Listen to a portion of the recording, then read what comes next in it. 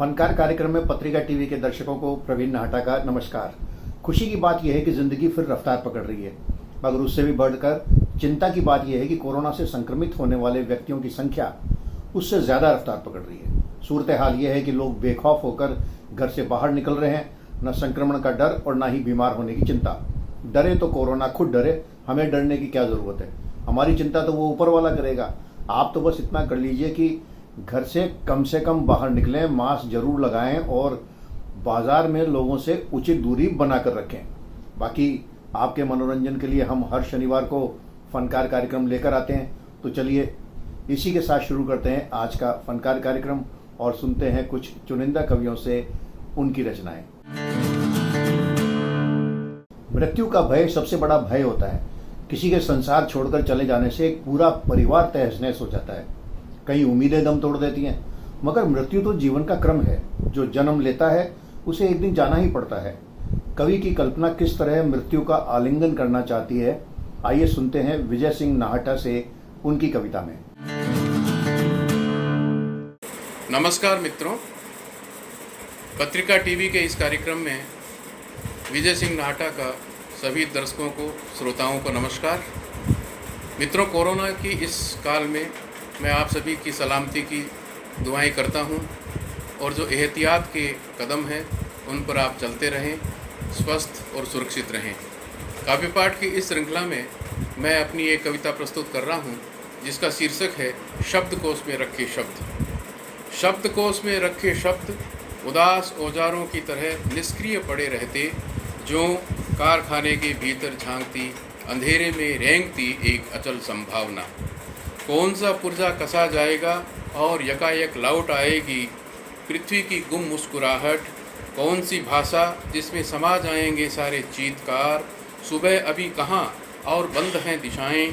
किस जीवन सरोकार में डुबाया जाएगा कोरा जिस्म। किस रचना का आंचल भरेगा कैसा कौन सा आदिम शब्द। किस बिंब को बींद बींद लाएगा वह कौन सा बिरला शब्द। वह ये नहीं जानते, महज बचाए रखते आत्मा का उजास। महज बचाए रखते आत्मा का उजास। बावजूद इसके यह बोध जिंदा रहता, बावजूद इसके यह बोध जिंदा रहता कि एक शब्द उठेगा, कि एक शब्द उठेगा धरती को चीरता हुआ। आकाश की ओर झुका झुका डाली की तरह गाहे बगाहे उसे याद आता ठौर बंधी जिससे अपनी नियति प्रारब्ध अपना। एक दिन टूटना है उसे जीवन के हक में सनसनी की तरह।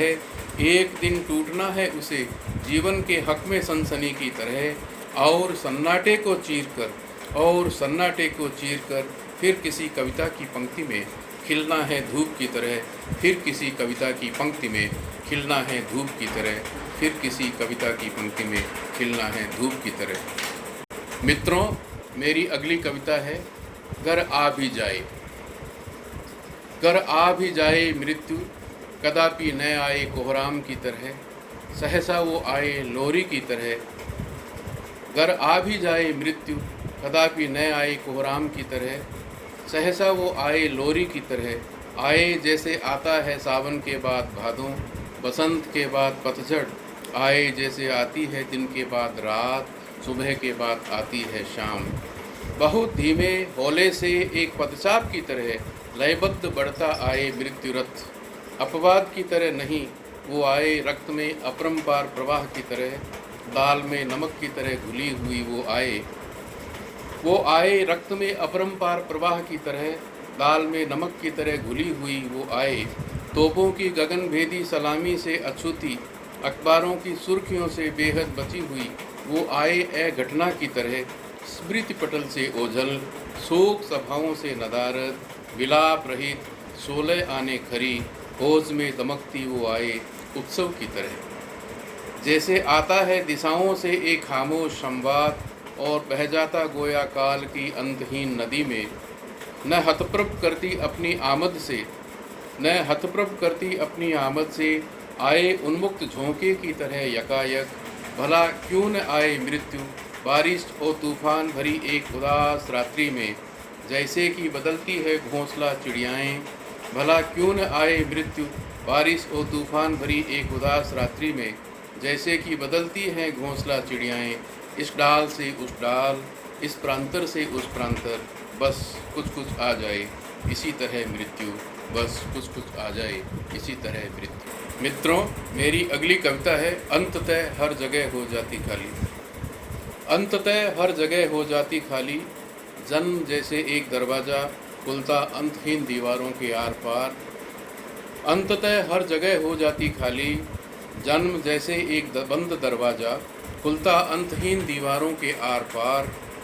ईश्वर सौंपता उजाड़ मरुभूमि करने हरी भरी, ईश्वर सौंपता उजाड़ मरुभूमि करने हरी भरी, अनादि से एक अधूरा चित्र करने समाहार रंग यात्रा का। खोलने चैतन्य के जंग खाए बंद कपाट, जारी करता मुक्ति का बीहड़ मार्ग। ईश्वर सौंपता उजाड़ मरुभूमि करने हरी भरी, अनादि से एक अधूरा चित्र करने समाहार रंग यात्रा का। खोलने चैतन्य के जंग खाए बंद कपाट, जारी करता मुक्ति का बीहड़ मार्ग। जो भर जाता नज़र में वह महज उपस्थिति भर है, जो भर जाता नज़र में वह महज उपस्थिति भर है। अंततः हर जगह हो जाती खाली और भर जाती नई रिक्ति से, अंततः हर जगह हो जाती खाली और भर जाती नई रिक्ति से। मेरे मित्रों, मेरी अगली कविता है आषाढ़। जैसे कि इसका कोई उद्गम बिंदु नहीं, एक अंतहीन अनुक्रम है। जैसे कि इसका कोई उद्गम बिंदु नहीं, एक अंतहीन अनुक्रम है। गोया उत्तराधिकार में हासिल हर बार रोपा है आषाढ़ सूखे खेत में। गोया उत्तराधिकार में हासिल हर बार रोपा है आषाढ़ सूखे खेत में। पहले पहल पितामह के अनगिन पिताओं ने, फिर पितामह अब पिता और मेरे श्यामल हाथों ने। पहले पहल पितामह के अनगिन पिताओं ने, फिर पितामह अब पिता और मेरे श्यामल हाथों ने। हर आषाढ़ रोपा है तैरते हरियल सपनों की ज़मीं पर। हर आषाढ़ रोपा है तैरते हरियल सपनों की ज़मीं पर। साफ सुथरे खेत, उजले दहकते स्मृति चित्र हैं पुरखों के।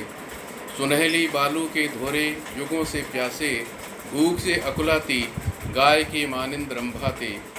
सुनहली बालू के धोरे युगों से प्यासे, भूख से अकुलाती गाय के मानिंद रंभाते। अपलक ताकते सूने नयन, अपलक ताकते सूने नयन, सुदूर नीला आकाश जहाँ तैर रहे आषाढ़ के दो चार तटस्थ से बादल। जहाँ तैर रहे आषाढ़ के दो चार तटस्थ से बादल, दो चार तटस्थ से बादल। पूर्व राष्ट्रपति अब्दुल कलाम की पुण्यतिथि आने वाली है। वे एक ऐसे इंसान थे जिन पर पूरा देश गर्व करता है। वे मानव के रूप में महामानव थे। उनके सिद्धांत, उनका जीवन दर्शन और कार्य आज भी हम सभी के लिए अनुकरणीय और प्रेरणादायी हैं। कवि प्रमोद जैन पिंटू ने अपनी कविता में उनके व्यक्तित्व को कैसे परिभाषित किया है, आइए सुनते हैं। सलाम तुम्हें सलाम, तुम्हें सिर्फ पढ़ना नहीं चाहिए, न सिर्फ लिखना, तुम्हें जीवन में गढ़ना चाहिए। गोदड़ी के लाल, भारत के भाल, संकल्प के हिमगिरी, निष्ठा के नक्षत्र यूं ही नहीं पाए जाते यत्र तत्र सर्वत्र। तुम्हारे सामने घुटने टेक चुकी थी इस देश की संकीर्ण सांप्रदायिक सोच। तुमने विज्ञान को राष्ट्रीय पहचान दी थी, प्रज्ञा को दिया था एक स्वाभिमान, क्योंकि तुमने खुद में जिया था पूरा हिंदुस्तान। तुम्हारे सामने बौनी थी आदमकद राजनीति, तुम्हारी अरूरा थी सारे देश का समर्थन। न लफ्फाजी, न नारेबाजी, न झूठे बयान, सच की कसौटी पर खरे सारे अनुसंधान। तुम्हारे प्रयास प्रामाणिक थे, जीवंत थे। एक आम आदमी के आसमान छूने की कहानी, जन जन की जुबानी। तुम्हारी आंखों में सदा इस वत्सला धरती के सुख चैन थे। तुम वाकई सुपरमैन थे अलौकिकता के आसपास। आज तुम्हारी आंख का सपना हर आंख में पलना चाहिए, और तुम्हें न सिर्फ पढ़ना चाहिए, न सिर्फ लिखना चाहिए, बल्कि जीवन में गढ़ना चाहिए। जब कोई बात मन को आहत कर जाती है, या जब कोई विषय दिल को छू जाता है, तो वो एहसास बन जाता है, और एहसास जब शब्दों में उतरता है तो कविता बन जाता है। दहेज इस देश के मध्यम वर्गीय परिवार के लिए एक ऐसा विषैला एहसास है जो रह रहकर इस मध्यम वर्गीय परिवार के पेरेंट्स को डस रहा है। मेरी एक लंबी कविता दहेज इसी एहसास को समर्पित, सुनिएगा, आनंद लीजिएगा। दुल्हन के वेश में प्रलय थी वह, दुल्हन के वेश में प्रलय थी वह, आम मध्यम वर्गीय परिवार की लड़की थी ना, इसीलिए चिंता का विषय थी वह। आम मध्यम वर्गीय परिवार की लड़की थी, इसीलिए अभिशाप थी। क्लर्क पिता और चिंतित माँ के लिए एक श्राप थी। फिर भी बड़े अरमानों से उसके पिता ने उसकी डोली सजाई थी और एक डॉक्टर को सुपात्र समझकर अपनी लड़की की पराई थी। लोग कहते हैं डॉक्टर ने उसे उसकी सुंदरता के कारण पसंद किया था, मगर वास्तव में उसने उसके अरमानों का दमन किया था। वो तो चली आई थी दुल्हन के वेश में, नए नए परिवेश में, कुछ यादें लेकर, कुछ सपने लेकर। उन्हीं सपनों में खोई खोई बेटी थी पिया मिलन की याद में। लोग कहते हैं अपने सौंदर्य से हर किसी को रिझाती थी। उस दिन तो वो शायद मेनका को भी ले जाती थी। बोलती थी तो लगता था मानो लौटती सांझ के पक्षियों ने कलरव गई हो, और देखती थी तो लगता था मानो डूबते सूर्य की लालिमा ललाई हो। इतने पर भी हम मान लें कि दुनिया में नहीं है दर्द, दया और ईमान, तो अपनी ही नज़रों में हम साबित होंगे बेईमान। इसी दर्द, दया और ईमान की तासीर लिए हुए था एक नौजवान फरेबी जो कभी रह चुका था उस अभागिन लड़की का प्रेमी। जीते जी कुछ न कर सका उसके लिए, मगर मौत ने उसके आंसुओं को ज्वाला बना दिया। वह आदमी था मगर मानवता लिए हुए ही उसे दानव बना दिया। मैंने जब एक गली में सुनी उसके पैरों की पच्चाप, मैं चल पड़ा उसके पीछे चुपचाप। कुछ देर की लुका छुपी थी, उसके बाद की बात वक्त की गर्द में छुपी थी। वो डॉक्टर के घर के सामने था, वो डॉक्टर के घर के था सामने। उसे बड़ा मैं थामने, मगर मैं थामता उसके पहले ही उसके नौफली चाकू ने डॉक्टर का पेट फाड़ डाला, और डॉक्टर की आर्तनाद चीख ने उस गली की नीरवता को झाड़ डाला। मैं मुड़ चला उन दृश्यों से दूर, क्योंकि जानता था खाम का हो जाऊंगा मशहूर, मगर भाग्य मेरा भी फूटा था। न बच सका जमाने की निगाह से, बना दिया गया गवाह चश्मदीद, और आज अदालत में खड़ा था। गीता मेरे सामने थी और मैं कह रहा था जो कुछ कहूँगा सच कहूँगा, सच के सिवाय कुछ न कहूँगा। जिरह शुरू हो चुकी थी। वकील ने मुझसे पूछा, कत्ल आपके सामने हुआ था जैन साहब? लड़खड़ाती जबान और कस बसाती देह से मैं बोल उठा, नहीं नहीं नहीं। मेरे बयान ने केस बदल डाला। मैं नहीं जानता हूँ मैं सच था या गलत, वो मेरा कर्तव्य था या भावना का आवेग फ़कत, मगर जो भी था मेरे अंदर की टीस थी, मेरी वेदना थी, मेरे अंदर की आग थी। माँ भारती के जलते जख्मों की ताप थी, हजारों सुहागनों के सिंदूर की राख थी। तभी तो आज फिर मेरी आंखों में आंसू है मित्र, क्योंकि सुना रहे हो तुम वैसा ही कोई समाचार, सनसनीखेज, हैरत अंगेज।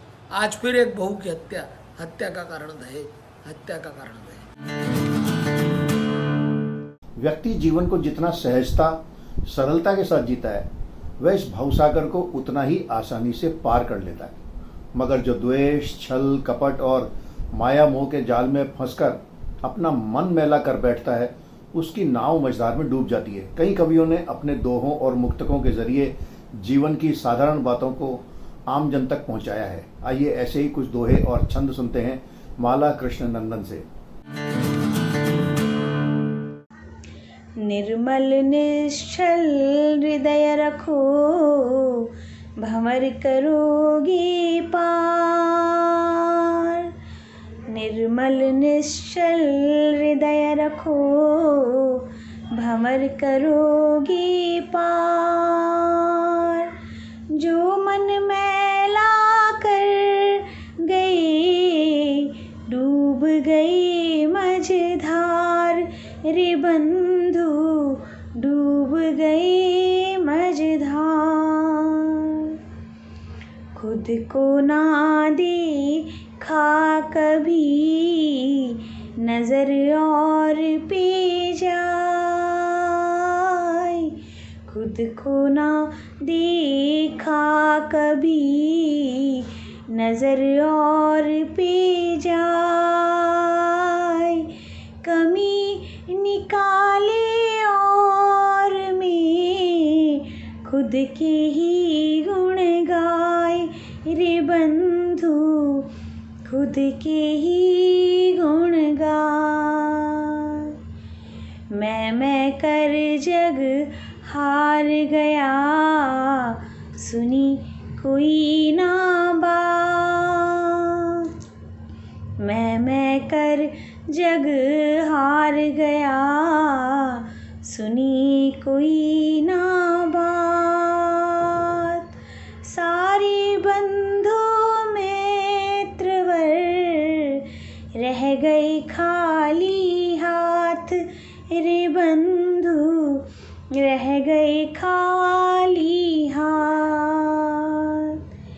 ईश्वर ने सब कुछ दिया, फिर भी रोना शौक। ईश्वर ने सब कुछ दिया, फिर भी रोना शौक।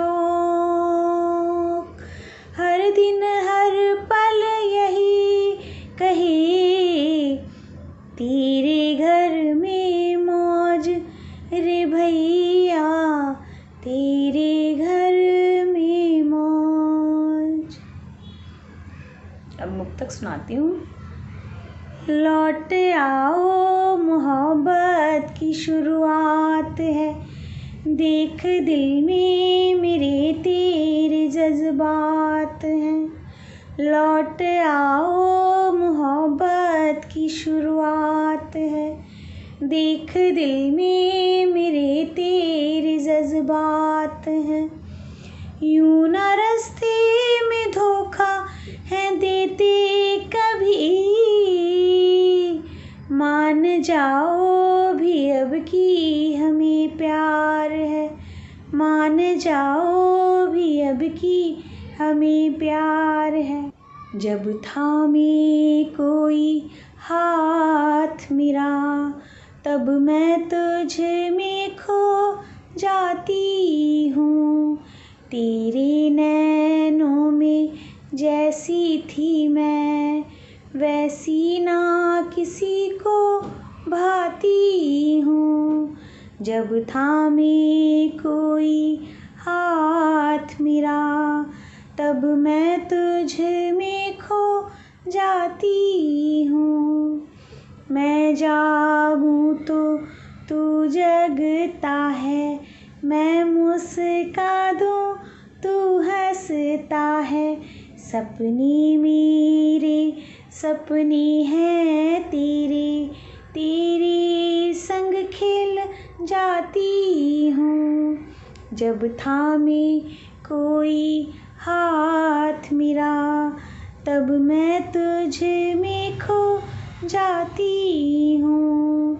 कभी न बोले जोर से तुम, अब शोर से दंग रह जाती हूँ।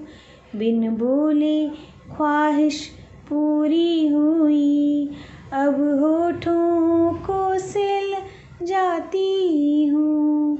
खड़े रहे तुम वृक्ष हो मेरे, अब धूप से मैं थक जाती हूँ। पतझड़ में भी बहार हो मेरी, अब टूट के मैं गिर जाती हूँ। बारिश की ठंडी बूंद से तुम, अब बर्फ से भी जल जाती हूँ। दिल में बसती है याद तेरी, तस्वीर बनाती जाती हूँ। जब थामे कोई हाथ मेरा, तब मैं तुझ में खो जाती हूँ। तेरे नैनों में जैसी थी मैं, वैसी ना किसी को भाती हूँ। ये पिता पे लिखा एक गीत था। उम्मीद है कि आप सबको पसंद आएगा। और कुछ दोहे मैं आपको सुनाना चाहती हूँ। एक कथा बड़ी ज्ञान की, कह गए प्रभु श्री राम। ना कोई छोटा ना बड़ा, दीना सबको मान रे बंधु, दीना सबको मान। समय की लीला कोई न जाने, कब बन जाए बाण। आए अंबर से भी देखो, धरती को प्रणाम रे बंधु, धरती को प्रणाम। नैन से अश्रु झर रहे, माता हो गई मौन। आज समझ ये आ गया कि मेरा है कौन रे बंधु, कि मेरा है कौन। इश्क, मोहब्बत या प्यार एक ऐसा जज्बात है जिसकी गिरफ्त में आने से शायद ही कोई बच पाया हो। उम्र के किसी न किसी मोड़ पर इससे व्यक्ति दो चार होता ही है। फिर किस तरह से अपनी सुध-बुध खोकर वह कल्पनाओं का संसार बुनता है और उसमें जीता है, इसे बहुत खूब बयां किया है अनूप चौधरी ने। आइए सुनते हैं। सुनो, तुम्हें कुछ बताना है। नींद नहीं आती तुम्हारे बिना, बस यही समझाना है। हाँ, मोहब्बत है और एक तरफा है। हाँ, मोहब्बत है और एक तरफा है। इतनी सी बात है, इतना सा फसाना है। इल्म तुम्हें भी है, इशारा हमने भी किया है। इल्म तुम्हें भी है, इशारा हमने भी किया है। अब तुम ही बताओ और क्या बताना है। दूर खड़े होकर ताकते रहते हैं तुझको, दूर खड़े होकर ताकते रहते हैं तुझको। तबीयत सुधारने का हमारा ये बहाना है। कहते हैं उसे मालूम ही नहीं है मोहब्बत तुम्हारी। लोग कहते हैं उसे मालूम ही नहीं है मोहब्बत तुम्हारी। कैसे बताऊं, एक तरफा मोहब्बत में ये दीवाना है। रातें कटती है बातों में तेरी, कभी फुर्सत हो तो मिलो। रातें कटती है बातों में तेरी, कभी फुर्सत हो तो मिलो।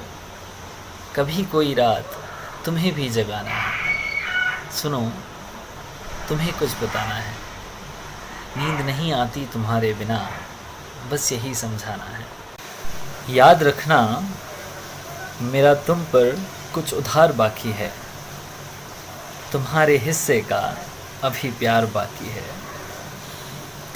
बहुत बरस चुकी ये बारिशें रात भर, बहुत बरस चुकी ये बारिशें रात भर। प्रेम रस वाली वो फुहार अभी बाकी है। पतझड़ में सूखी डाली पर लिखा था, पतझड़ में सूखी डाली पर लिखा था, ठहर जाओ अभी बाहर बाकी है। अब टूट चुके हैं तुझे चाहते चाहते, फिर भी दिल कहता है। अब टूट चुके हैं तुझे चाहते चाहते, फिर भी दिल कहता है, रुको अभी इश्क की बयार बाकी है। और जो पहली मुलाकात में तुमसे निगाहें लड़ी थी, और जो पहली मुलाकात में तुमसे निगाहें लड़ी थी, होनी तुमसे वो मीठी सी है। मेरे हिस्से का तो पहले ही हो चुका, मेरे हिस्से का तो पहले ही हो चुका। तेरे हिस्से का इश्क करार बाकी है। पहली मर्तबा दबे होठों से कहा था तुमसे, पहली मर्तबा दबे होठों से कहा था तुमसे, दिल से दिल का अभी वो इजहार बाकी है। और जो मुड़ जाओ वापस जाते जाते तो समझना, और जो मुड़ जाओ वापस जाते जाते तो समझना, तुम्हारे दिल में मेरे हिस्से का प्यार बाकी है। तुम्हारे दिल में मेरे हिस्से का प्यार बाकी है। याद रखना, मेरा तुम पर कुछ उधार बाकी है। इसी के साथ अब वक्त है आज के फनकार कार्यक्रम को समाप्त करने का। तो बस आपकी सलामती की दुआ के साथ प्रवीण नाहटा को इजाज़त दीजिए। नमस्कार।